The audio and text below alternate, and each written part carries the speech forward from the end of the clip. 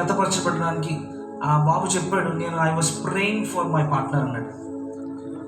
తను చెప్పింది, కృపాయించులు చెప్పింది, I I believe this is God's will అన్నది.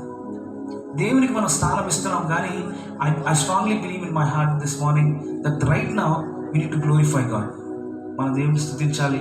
వీరిరువురు కలయికను బట్టి, వీరిరువురు దాంపత్య జీవితం దేవునికి మహిమార్థకరంగా సాగాలి.